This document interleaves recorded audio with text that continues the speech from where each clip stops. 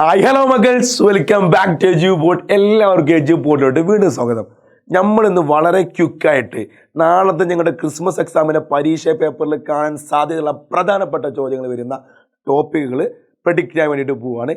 ഒരു കാര്യം പെട്ടെന്ന് ഓർമ്മപ്പെടുത്തിട്ട് പറയുന്നതെല്ലാം ഫോക്കസ് ഏരിയകളാണ്. ഈ പാഠഭാഗത്ത് മാത്രമേ ചോദ്യം വരൂ എന്നുള്ളതല്ല, പക്ഷേ ഈ പാഠഭാഗത്ത് നിന്ന് വന്നിരിക്കും. റെഡിയല്ലേടാ? ആദ്യം നോക്കാനുള്ളത് നമ്മുടെ 5ാമത്തെ പാഠമാണ് ബ്യൂട്ടി ഓഫ് ഡൈവേഴ്സിറ്റി, വൈവിധ്യത്തിൻ്റെ സൗന്ദര്യം. അവിടെ തുടക്കത്തിൽ ആകെ പാഠഭാഗത്ത് നിന്ന് ഫുള്ള് പാഠഭാഗം ഇല്ല, ഇക്കോളജിക്കൽ ഇൻട്രാക്ഷൻ വരെ ഉണ്ടാകും എന്നാണ് പ്രതീക്ഷിക്കുന്നത്. സോ അവിടെ നിന്ന് ആദ്യം പഠിക്കേണ്ടത് ജൈവ വൈവിധ്യമാണ്, ബയോഡൈവേഴ്സിറ്റി എന്താണെന്നുള്ളതാണ്. ഈ ബയോഡൈവേഴ്സിറ്റിന് 3 സ്റ്റെപ്പ് ഉണ്ട്, അതും പഠിക്കണം കേട്ടോ. സ്പീഷ്യസ് ഡൈവേഴ്സിറ്റി, നമ്മുടെ എന്തൊക്കെയോ ഡൈവേഴ്സിറ്റി എന്നൊക്കെ പഠിച്ചു പോകണം. ഓക്കെ, അടുത്ത എന്താണ്? ഫുഡ് ചെയിൻ, ഭക്ഷ്യശൃംഖല, അതുപോലെ തന്നെ ഫുഡ് വെബ്, ഭക്ഷ്യശൃംഖല ജാലം. അവിടെ നിന്ന് ചോദ്യം നിർബന്ധമാണ്, പഠിക്കണം. ആൻഡ് ഇക്കോളജിക്കൽ ഇൻട്രാക്ഷൻസ്, ആവാസ വ്യവസ്ഥയിലെ പ്രതിപ്രവർത്തനങ്ങൾ 5 പഠിക്കാനുണ്ട്, 5 പഠിച്ചു പോകണം. റെഡിയല്ലേടാ? എന്നാൽ അടുത്ത പാഠം 4ാമത്തെ പാഠം ട്രീ ഓഫ് ലൈഫാണ്, ജീവൻ്റെ വൃക്ഷമാണ്. ആദ്യം പഠിക്കേണ്ടത് ടാക്സോണമിയാണ്. എന്താ ഭാഷയെ ടാക്സോണമി? കാൾ ലിനേഴ്സ് കൊണ്ടുവന്നിട്ടുള്ള എല്ലാ ജീവികളെയും ശാസ്ത്രീയമായി വർഗീകരണ രീതിയാണ് ടാക്സോണമി എന്ന് പറഞ്ഞാൽ. ആ ടാക്സോണമി പഠിക്കണം. ആൻഡ് കാൾ ലിനേഴ്സ് കൊണ്ടുവന്നിട്ടുള്ള വർഗീകരണ രീതികളുണ്ട്, 7 എണ്ണം. സ്യൂ അല്ലേ, 7 വർഗീകരണ രീതികളുണ്ട്. KPC നമ്മൾ കോഡിട്ട് പഠിച്ചിട്ടുള്ള ആ ഭാഗം പഠിച്ചു പോകണം. ആൻഡ് ക്ലാസിഫിക്കേഷൻ സിസ്റ്റംസ്, വിവിധ തരത്തിലുള്ള വർഗീകരണ രീതികളുണ്ട്. 2 കിങ്ഡം ഉണ്ട്, 3 കിങ്ഡം ഉണ്ട്, 5 കിങ്ഡം ഉണ്ട്, ആൻഡ് 6 കിങ്ഡം ഉണ്ട്. ഇതിൽ ഏറ്റവും പ്രധാനപ്പെട്ട 2 കിങ്ഡവും ആൻഡ് 5 കിങ്ഡവുമാണ്. പ്രത്യേകം അതൊന്ന് ആണയിട്ട് ഉഷാറായിട്ട് പഠിച്ചിട്ട് പോകണം. ഓക്കെ, അടുത്ത എന്താണ്? ബൈനോമിയൽ നോമൻക്ലേച്ചർ, ദിനാമ പദ്ധതിയാണ്. ഭൂലോകത്തുള്ള എല്ലാ ജീവികളെയും നമുക്ക് ഒറ്റ പേര് വിളിക്കാൻ വേണ്ടിയിട്ട് നമ്മൾ കാൾ ലിനേഴ്സ്, നമ്മുടെ മുത്തുമണി, നമ്മുടെ ചങ്ക് കളരിച്ച കരൾ കുളിര് എന്തോ ആവട്ടെ, ആ ചങ്ങായി കൊണ്ടുവന്നിട്ടുള്ള പരിപാടിയാണ് എന്ത്?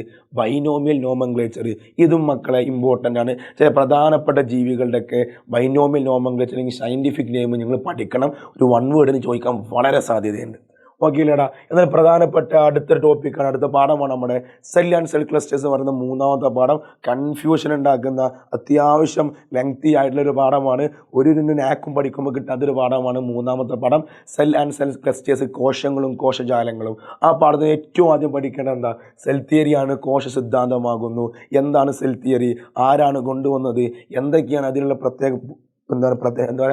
പ്രധാനപ്പെട്ട പോയിന്റുകൾ എന്നൊക്കെ എന്ത് ചെയ്യണം? പ്രത്യേകം നോട്ട് ചെയ്ത് പോകണം. അതോടൊപ്പം തന്നെ അവിടെ കാണുന്ന കുറച്ച് സയൻറ്റിസ്റ്റുമാരുണ്ട്. അവരെന്ത് സംഭാവന ചെയ്തു? MJ ഷ്രീഡൻ, തിയോഡർ ഷാൻ, റുഡോൾഫ് കുർച്ചോ, ഇവർക്ക് എന്ത് സംഭാവനയാണ് സെൽ തിയറിയോട് ചെയ്തതെന്നും കൂടി എൻ്റെ മക്കളൊന്ന് ഓർത്ത് പഠിച്ച് സെറ്റ് ചെയ്തിട്ട് പോകണം. മൈക്രോസ്കോപ്പ്, 3 മൈക്രോസ്കോപ്പ് നമ്മൾ പഠിച്ചിട്ടുണ്ട്. ഈ 3 മൈക്രോസ്കോപ്പുകളെയും മക്കളെ അവരുടെ ഫങ്ഷൻസ് ഓക്കെ, 3 മൈക്രോസ്കോപ്പ് അവരുടെ ഫങ്ഷൻസ് മക്കൾ നോക്കണം.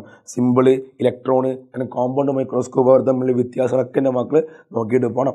അതിൻ്റെ അടുത്ത എന്താ? Cell organelles, കോശാംഗങ്ങളാണ്. കോശാംഗങ്ങൾ നമ്മുടെ ന്യൂക്ലിയസിലെ മർമ്മം, മൈറ്റോകോൺട്രിയ, റൈബോസോം, ഗോൾഗി കോംപ്ലക്സ് പോലെയുള്ള ഈ പ്രധാനപ്പെട്ട നമ്മുടെ സെൽ ഓർഗനൽസിൻ്റെ കോശാംഗങ്ങളുടെയൊക്കെ പ്രത്യേകം അവരുടെ നമ്മുടെ ധർമ്മങ്ങൾ, ഫങ്ഷൻസ് നിർബന്ധമായിട്ട് പഠിക്കണം. താരതമ്യം ചെയ്യാനും മാച്ച് ദ ഫോളോയിങ് ചെയ്യാനൊക്കെ സ്ഥിരമായിട്ട് ചോദിക്കുന്ന ചോദ്യഭാഗമാണ്. അതിന് അവസാനം മക്കളെ ടിഷ്യൂസാണ്. 2 തരത്തിൽ ടിഷ്യൂസ് നമ്മൾ പഠിച്ചിട്ടുണ്ട്.